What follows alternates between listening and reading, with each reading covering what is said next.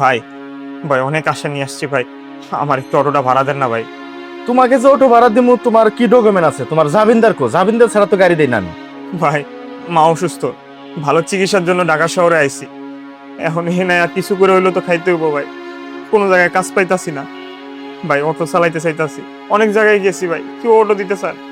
ভাই তুমি কানের করে কেস কেস করো না, আমি এইভাবে জামিনদার ছাড়া গাড়ি দেই না। এরকম কান্নাকাটি করে মা অসুস্থ অনেক কিছুই বললে পরে অবশেষে গাড়িটা নিয়ে জায়গা, আমি পরে যাই বিপদে। এইভাবে আমি গাড়ি দিতে পারবো না। তোমার যদি জামিনদার থাকে তুমি নিয়ে আসো, নাহলে বাদ দাও। এখানে কানের করে কেস কেস করো না। আর ভাই ঢাকা শহরে তো কোনো আত্মীয় নাই, নতুন আইছি, কেউ চিনে না, কেউ জামিনদার হইতে চায় না ভাই। প্লিজ ভাই আপনার পায়ে পড়ি ভাই, আমার একটা অটো ভাড়া দেন ভাই।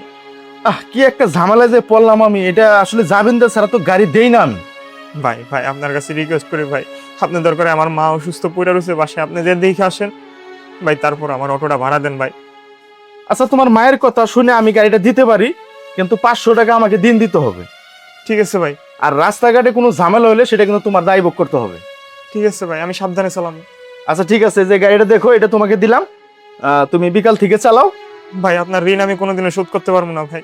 আর কাগজপাতি কি আনছো দেওয়া আপাতত ভাই থাক। তাহলে গাড়ি এটা তোমার, ঠিক। 500 টাকা দিন, কিন্তু রাস্তাঘাটে ঝামেলা হলে কিন্তু তোমার। ঠিক আছে ভাই। আচ্ছা ঠিক আছে। আসসালামু আলাইকুম। ওয়ালাইকুম সালাম। হ্যাঁ, খালি দাঁড়াও। সাইনবোর্ড যাবা? হ্যাঁ কিন্তু মামা আমি তো চিনি না। আরে তোমার চিনা লাগবে না, আমি চিনি। লও, চালু করো। ঠিক আছে লন। এই দাঁড়াও, এখানে দাঁড়াও।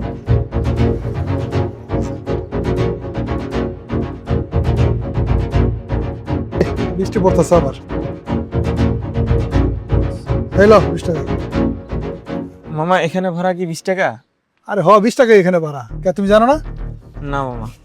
20 টাকা ভাড়া এখানে। ঠিক আছে।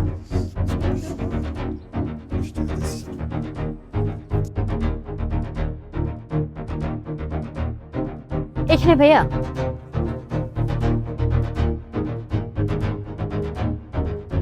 এনেন ভাই আপনার ভাড়া। আপু দাঁড়ান, জি? বাকি টাকাটা নেবেন না? আরে না, এখান থেকে তো ভাড়া 50 টাকা করে। 50 টাকা? ও আচ্ছা, আমি নতুন তো তার জন্য জানি না। ও আচ্ছা ঠিক আছে, সমস্যা নেই। আচ্ছা ভাই, তাহলে কি আমারে ঠকাইলো?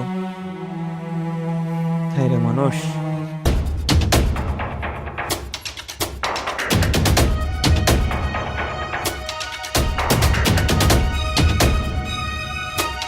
তাহলে তোমার ভাড়া। এই ভাই দাঁড়ান, কয় টাকা দিলেন? কে 20 টাকা দিলাম? 20 টাকা না, ভাড়া 50 টাকা। ওই দিন ঠকাইছেন দেখে কি আজকেও ঠকাইবেন নাকি? ওই তুই না ওই দিন 20 টাকা নিলি, আজকে আবার 50 টাকা চাইতেছস? হ্যাঁ? শোনেন ভাই, ওই দিন আমি নতুন আসছিলাম, এর লেগে আপনি আমার ঠকাইছেন। আজকে ঠকাইলে হইব না। আপনার মতো প্যাসেঞ্জারই আমার 50 টাকা ভাড়া দিছে, আপনি কেন দিবেন না? আজকে 50 টাকা দিয়ে যেতে হবো। ওই কিরে, তুই তো মোটা গলায় কথা কস? তোর এত বড় সাহস হয়ে গেছে? একদম কানের নিচে একটা দিয়ে সোজা করে ফেলাম বাঞ্চত। আজকে আপনার 50 টাকা এখান থেকে দিয়ে যেতে হবো। তোর ভাড়া দেবো না, তুই কিভাবে ভাড়া নেস আমি সেটা দেখবো। নাম বাঞ্চত। হ্যাঁ, তুই আমার তো টাকা নিবি বাঞ্চত। কি হচ্ছে আপনাদের? কি সমস্যা? কি মারতেছেন কেন রে? সাহস! ওদেরকে 20 টাকা ভাড়া দিচ্ছে এই জায়গায়, একই জায়গায় আজকে 50 টাকা ভাড়া চাই। এটা কি মগের মূল গায়ে পড়ছে নাকি? কি হচ্ছে? ভাড়া বেশি চাও কেন? ভাই ভাড়া বেশি চাই নাই, ঢাকা শহরে নতুন আইছি ভাই, জায়গা আর ভাড়া সম্বন্ধে কিছু ধারণা নাই। প্রথম 2-3 দিন আমার গাড়িতে ওইটা হে আমার ঠকাইছে, আমি ভাড়া সম্পর্কে জানতাম না।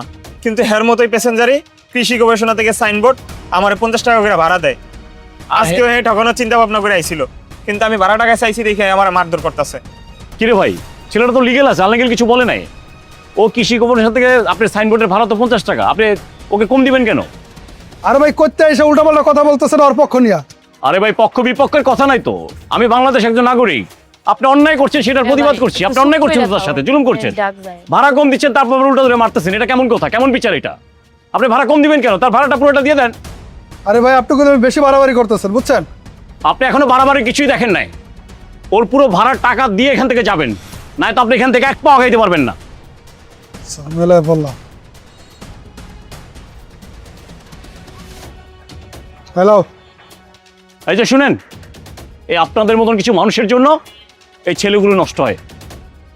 ওরা কাজ করে খাইতে চাইলে ওরা কাজ করে খেতে পারছে না আপনাদের জন্য, কারণ ওদের ন্যায্য পাওনাটা আপনারা দিচ্ছেন না। এই যে ছেলেটাকে ঠকাচ্ছেন, এই ছেলেটা আপনার আপনার কাছ থেকে সে কষ্ট পাচ্ছে। এই সমস্ত ছেলে পেলে একদিন ঢাকায় ছিনতাইকারী তারপরে হয় আপনাদের জন্য। শোনো, এই সমাজে বসবাস করতে হলে প্রতিবাদ করে বসবাস করতে হবে। এইভাবে প্রতিবাদ করবো অন্যায়ের বিরুদ্ধে। কথা বুঝতে পারছো? ঠিক আছে, ধন্যবাদ আপনাকে। ঠিক আছে, যাও ভাই। যাও, আসসালামু আলাইকুম। ওয়ালাইকুম আসসালাম।